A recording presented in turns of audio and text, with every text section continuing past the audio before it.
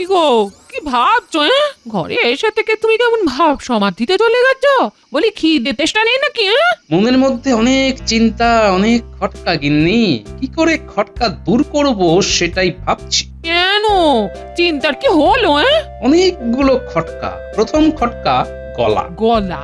কার গলা? তারপর ওর হাঁটা চলা কেমন যেন চেনা চেনা, কোথায় দেখেছি মনে হচ্ছে। কার হাঁটা চলা?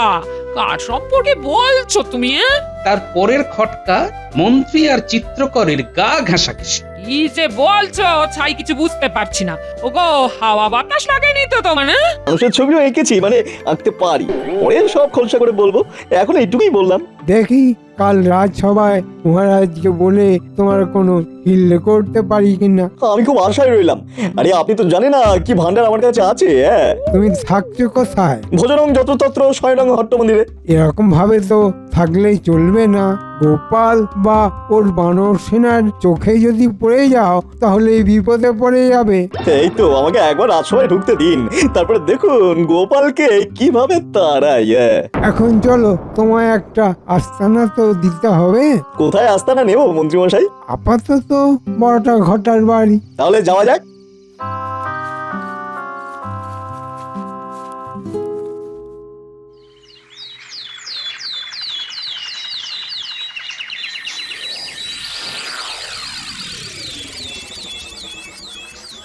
ব্যাপারটা কিভাবে বলবো সেটাই ভাবছি। মহারাজ, আচ্ছা, আপনার কখনো চিত্রকরের হাতে নিজেকে সঁপে দিতে ইচ্ছে করে না? চিত্রকরের হাতে নিজেকে সঁপে দেব কেন? আমি তো প্রজাদের হাতেই নিজেকে সঁপে দিয়েছি।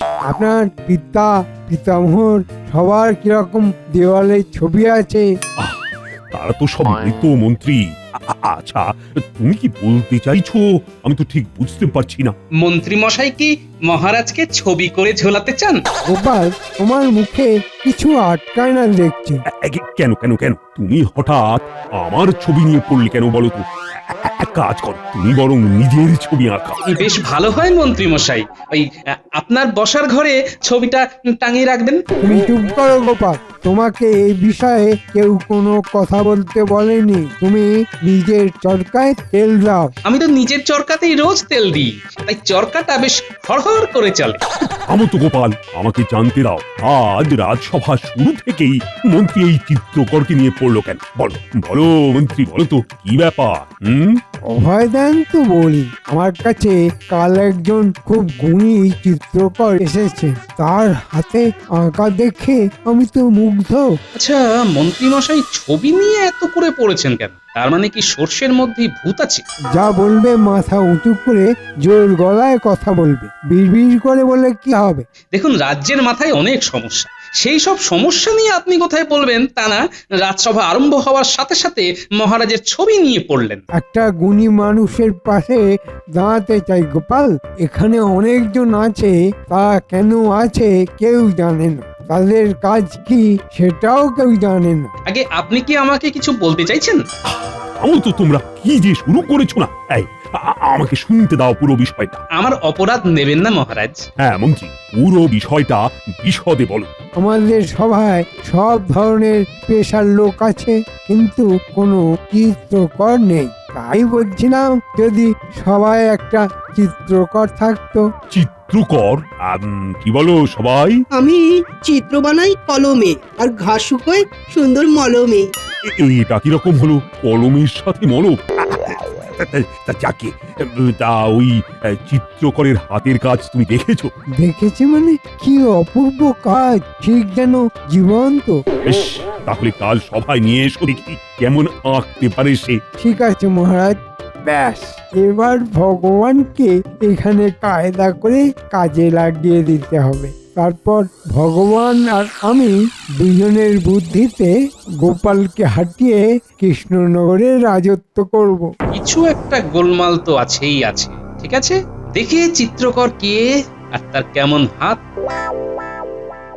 কেমন কেমন লাগছে বিজ্ঞানী, ঠিক তালে। কেন, গোলমালটা কোথায় দেখলে? আজ হঠাৎ করে সভার শুরুতে মন্ত্রীমশাই এক চিত্রকরের কথা টানলেন। তুমি সবসময় খুব ভাবো না গোপাল? আমার কাজটাই তো ভাবার। যেখান থেকে তোমাদের ভাবা শেষ, সেখান থেকে আমার ভাবনা শুরু। আমার মতো করে কেউ ভাবে না বিজ্ঞানী, এটাই আমার দুঃখ। দুঃখ করো না গোপাল, একদিন তোমার ঠিক মূল্যায়ন হবে। হ্যাঁ,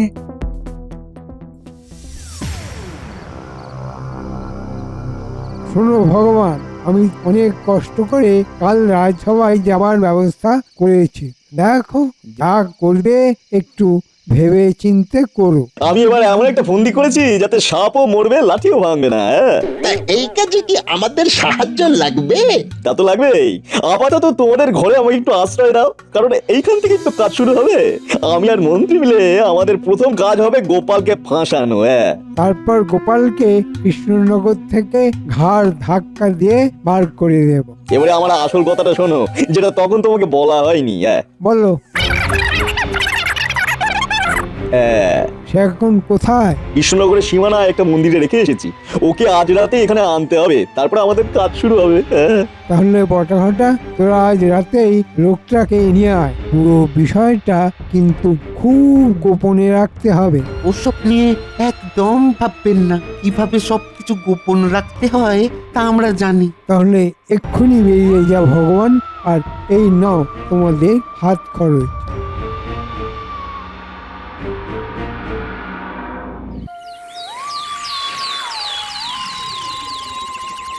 এবার প্রণাম মহারাজ, অধমের নাম চিরঞ্জিত চিত্রকর। হাঁটাটা কিরকম যেন চেনা চেনা লাগছে। গোপাল এরকম ভাবে দেখছে কেন? এই আবার কি সন্দেহ করছে নাকি? না না না না না। তুমি তো খুব ভালো চিত্রকর শুনেছি, তা দেখি তোমার হাতের কাজ। এই নিন মহারাজ, দেখুন এগুলো আমার আঁকা প্রকৃতির ছবি।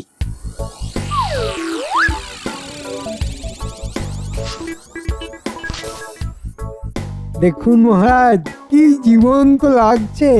আহা! সত্যি অপূর্ব তোমার হাত। মন্ত্রী, তুমি একটা হিরে খুঁজে নিয়ে এসেছো। তবে আমি সব সময় কি করে কৃষ্ণনগরের ভালো হয় সেটাই ভাবি, কিন্তু কেউ কেউ চায় না। অভিমান করো না মন্ত্রী, এসো এসো, আমরা কাজের কথা আলোচনা করি। যে কটি চিত্র আছে সেগুলো আমি কিনে নেব। ও মন্ত্রী, চিরঞ্জিতকে নিয়ে খাজাঞ্চির কাছে যাও, আর ওর চাহিদা মতো ওকে খুশি করো। যথাজ্ঞা মহারাজ। আচ্ছা, ভালো কথা। তুমি এখানে আছো কোথায়? আগে মন্ত্রী মশাই আমাকে ওনার কাছে রেখেছেন। এখন জানতে হবে এই চিরঞ্জিত চিত্রকরটি কে। এসো এসো, ও ভাই চিরঞ্জিত চিত্রকর, তোমার পুরস্কার নিয়ে যাও। আর একটা কথা, কাল থেকে আমার এই রাজসভায় তুমি এসে আমার রাজসভাকে মহিমান্বিত করবে। এই যথাজ্ঞা মহারাজ। গলাটা কিরকম করে কথা বলছে? চিত্রকর ভাইয়ের গলাটা কি একটু বসা, মানে ধরা কি? হ্যাঁ, মানে আমার এই গলাটা আমার জন্ম থেকেই। কি আর করা যাবে গোপাল, এক একজনের ভাগ্যে এই রকম হয়। গোপালের গলা নিয়ে পড়ো না, এর হাতের আঁকা নিয়ে পড়ো। আপনি একদম ঠিক বলেছেন। এরপর আর ভুল হবে না। কথাটা মনে থাকে যেন।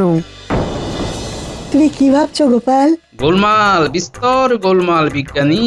এই চিত্রকর মানুষটি গভীর জলের মাছ। গভীর জলের মাছ গভীর জলে থাকুক, এখানে কেন? আমাদের মন্ত্রী মশাইও তো হাঙর হয়ে বসে আছে, সুযোগ পেলেই মহারাজের কোষাগার একেবারে ফাঁকা করে দেবে। উপায় কি গোপাল? ভাবতে হবে বিজ্ঞানী, ভাবতে হবে। আপাতত একটু চোখ কান খুলে রাখা। যাও, তোমরা তোমাদের বাড়ির পথ ধরো, আমি একটু ঘুরে আসি, বুঝলে?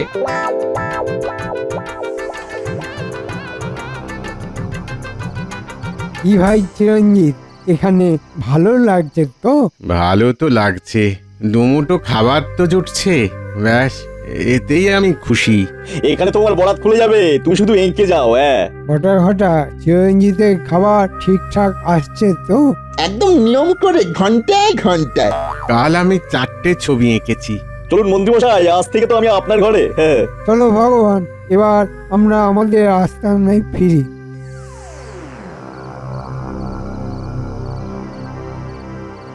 আচ্ছা সব সময় কিন্তু গোপালকে এড়িয়ে চলবে। ওটা আমার উপর ছেড়ে দিন। আগে মহারাজের বিশ্বাস অর্জন করি, তারপরে গোপালকে দেখবো। হ্যাঁ, তোমার এই কথা শুনে মনটা তুলুক দিয়ে নেচে উঠল ভগবান। আমার দীর্ঘদিনের প্রচেষ্টা পূর্ণতা পাবে। আপনি শুধু দেখে যান আমরা কোথা থেকে কোথায় চলে যাই। আচ্ছা ভগবান, মহারাজ যদি তোমাকে নিজেকে আঁকতে বলেন? হয়ে যাবে, হয়ে যাবে। শুধু চিরঞ্জিতকে মহারাজ দর্শন করিয়ে দিতে হবে।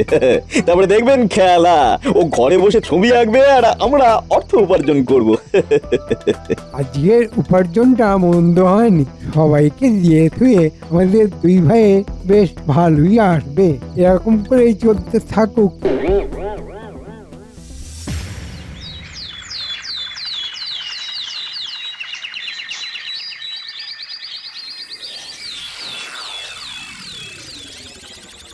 চিরঞ্জিত, দেখাও আজ তোমার সৃষ্টি দেখাও দেখি। আমি নতুন কিছু দেখবো বলে বসে আছি। আজ আমি 4টি চিত্র আপনার জন্য এনেছি মহারাজ, সব ফুলের। আচ্ছা, সব ছবিগুলো তুমি মন্ত্রী মশাইয়ের বাড়িতে বসেই এঁকেছো? আগে হ্যাঁ মহার মশাই। বাহ, তাহলে মন্ত্রী মশাই আপনি কি ভাগ্যবান, এই সুন্দর চিত্রকরকে সেবা করার সুযোগ পাচ্ছেন। এই রে, খুব গোলমেলে লাগছে তো, খুব সাবধানে থাকতে হবে। আমাকে আঁকতে পারবে চিত্রকর? নিশ্চয়ই পারবো। আমাকে হাল ধরতেই হবে, মানে গোপাল যা ধরিবার ঠিক ধরে ফেলবে। চিরঞ্জিত, মহারাজকে তোমার আঁকা ছবিগুলো দেখাও, মহারাজ খুব খুশি হবেন। হ্যাঁ হ্যাঁ হ্যাঁ, দেখাও দেখাও, আগে তোমার আঁকা ছবিগুলি দেখি। আমাকে ভার মশাই দেরি করে দিচ্ছেন। তুমি আমার সভার একজন রত্ন, তুমি আমার সাথে কথা বলবে। গোপাল, তোমার প্রয়োজন হলে রাজসভা শেষ হলে মন্ত্রীর সাথে মন্ত্রীর ঘরে গিয়ে চিরঞ্জিতের সাথে যোগাযোগ করবে, বুঝলে? কথাটা মনে থাকবে তো? থাকবে মহারাজ। এসো এসো চিরঞ্জিত, দেখাও তো তোমার হাতের কাজ।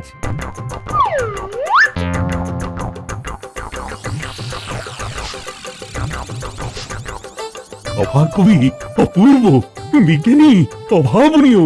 গোপাল, অতুলনীয়। এ আমি কি দেখছি? মহারাজ একেবারে কাত, এবারে গোপাল বধের আয়োজন করতে হবে। হ্যাঁ, এই তো, মহারাজ এখন ভগবানের হাতে বন্দি। আমি তোমাকে ছাড়ছি না চিত্রকর। মহারাজ, সত্যি চিরঞ্জিতের হাত কি অসাধারণ। মহারাজ, আপনি সত্যি ভাগ্যবান। মন্ত্রী, যাও যাও, চিরঞ্জিতকে ওর অসাধারণ চিত্রের জন্য ওকে পুরস্কৃত করো। খাজাঞ্চিকে বলো চিরঞ্জিতের হাতে যেন 5 মোহর দেওয়া হয়। 500 থেকে 100 বটা ঘটা, আর ওই চিত্রকরকে দেব, আর 400 থেকে 200 আমার, আর 200 ভগবানের। পুরস্কারের কথা শুনে মন্ত্রীর মুখটা কেমন হাসি হাসি হয়ে উঠলো দেখছি। ঠিক আছে, দেখছি আর কত বাড়তে পারো।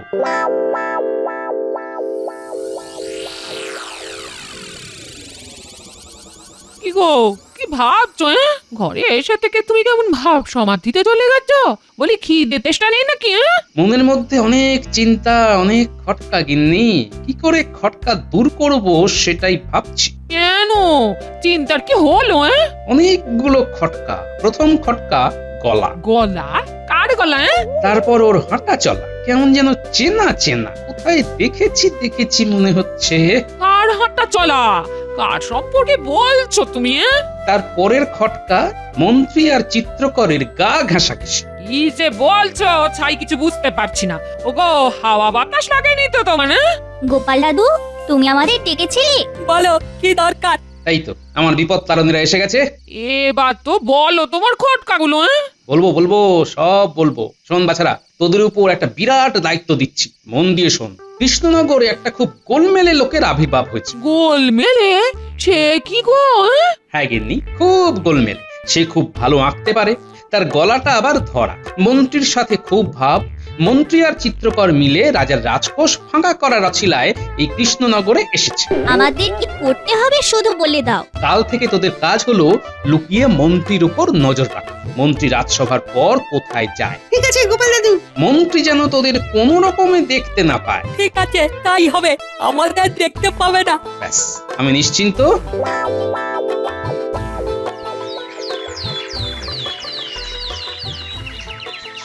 মন্ত্রীমশাইয়ের দেরি হচ্ছে। ও আমার বানর সেনা আমাকে ঠিক খবর দেবে। মন্ত্রীমশাই এখনো আসেনি, এবার আসল খেলাটা খেলে নি। মহারাজ, একটা কথা বলবো? হ্যাঁ হ্যাঁ নিশ্চয়ই, বলো বলো। মহারাজ, নবাব বাহাদুরকে একটা চমক দেওয়া যায়।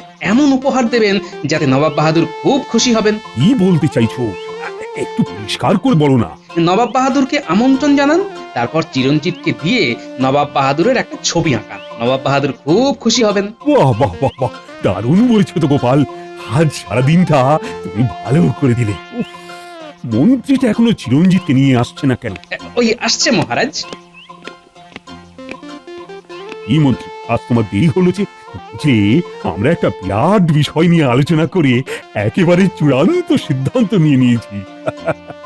তোমাকে বললে তুমিও খুব খুশি হবে। কি বিষয় মহারাজ? আজই নবাব বাহাদুরকে চিঠি লিখে জানাও যে নবাব বাহাদুর যেন অবিলম্বে আমাদের এই কৃষ্ণনগরে পায়ের ধুলো দেন। কি ব্যাপারে মহারাজ? গোপাল একটা দারুণ সুন্দর পরিকল্পনা দিয়েছে। চিরঞ্জিতকে দিয়ে নবাব বাহাদুরের একটা ছবি আঁকিয়ে সেই ছবি নবাব বাহাদুরকে উপহার দেব। হ্যাঁ, ভীষণ ভালো পরিকল্পনা। এতে করে চিরঞ্জিতের নাম হয়ে যাবে। হ্যাঁ। কি চিরঞ্জিত, খুশি নাও? রে, এটা তো মহাকেলো হলো। আমি তো ছবি আঁকতে জানি না ছাই। এই মুশকিল হয়েছে, বেবি কি হবে? তুমি তো দেখছি মহা চিন্তায় পড়লে। কি, তুমি খুশি হওনি? এ তো খুব ভালো প্রস্তাব মহারাজ, তবে নবাব বাহাদুরকে এত তাড়াতাড়ি জানিয়ে কি লাভ? আগে চিরঞ্জিত ফুল লতা পাতা থেকে বেরিয়ে মানুষের ছবি আঁকুক। আমরা তো ওর হাতে মানুষের ছবি তো দেখিনি। এটাও তো কথা। কি গো গোপাল, এই সমস্যার সমাধান কি করে করবে? এই সমস্যার সমাধানও আমার কাছে আছে মহারাজ। বলো বলো শুনি। চিরঞ্জিতকে এই রাজপ্রাসাদে আপনার কাছে রাখুন মহারাজ। এতে করে মন্ত্রী মশাইও একটু রেহাই পাবেন। আসলে রাজ অতিথি বলে কথা। না না মহারাজ, আমার মন্ত্রী মশাইয়ের বাড়ি থাকতে ভালোই লাগছে। না না মহারাজ, আমি একটা প্রকৃত শিল্পীকে নিজের কাছে রাখতে পেরে খুবই পুলকিত মহারাজ।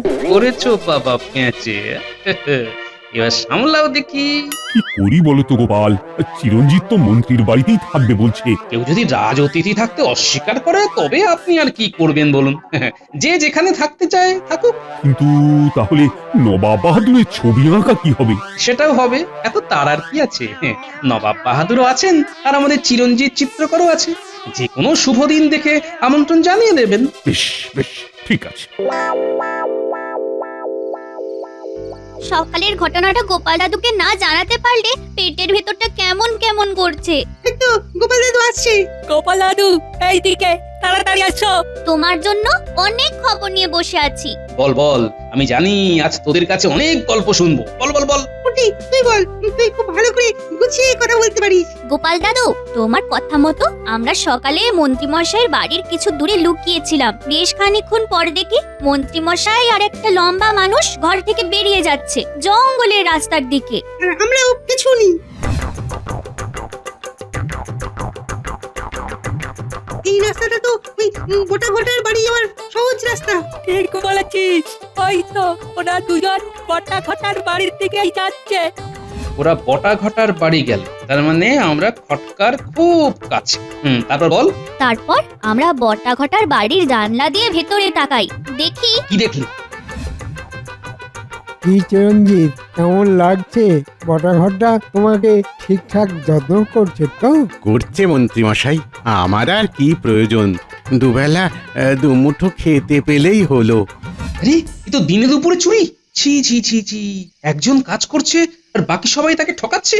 না না না না না, এ আমার সহ্য হবে না। তোরা বাড়ি যা।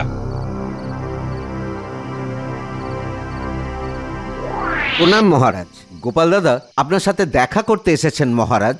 এত রাত্রে গোপাল? কিছু নিশ্চয়ই ব্যাপার ঘটেছে, গোপালকে আসতে দিন। এত রাতে বিরক্ত করার জন্য ক্ষমা চাইছি মহারাজ। না না না না, তুমি বলো বলো বলো, কি সমস্যা? মহারাজ, আপনার বিশ্বাস আর সরলতা নিয়ে খেলা করছেন আমাদের মন্ত্রী মশাই আর ভগবান। ভগবান ভগবান এখানে কোত্থেকে এলো? চিরঞ্জিত চিত্রকরের ছদ্মবেশ নিয়ে আপনার থেকে যে মোহন নিয়ে যাচ্ছে সেই হলো ভগবান। আর যে অক্লান্ত পরিশ্রম করে যে ছবিগুলো আঁকছে সে আসল চিরঞ্জিত বটা ঘটার বাড়িতে অত্যন্ত অবহেলায় তার শিল্প বিক্রি করছে শুধু এক মুঠো খাবারের জন্য। মহারাজ, মহারাজ, আমি এই ঘটনা সহ্য করতে পারছি না, আপনি এক্ষুনি ব্যবস্থা নিন।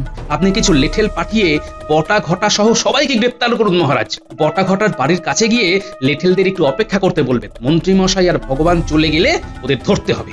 এই বলেছ গোপাল, তোমার কথা বিশ্বাস না করাটা আমার কাল। না না না, আমি এক্ষুনি লেঠেল পাঠাচ্ছি আর প্রকৃত চিত্রকরকে রাজ অতিথিশালায় রাখবারও ব্যবস্থা করছি। তুমি আমার চোখ খুলে দিলে গোপাল। গোপালের বুদ্ধি, বুদ্ধিতেই সিদ্ধি।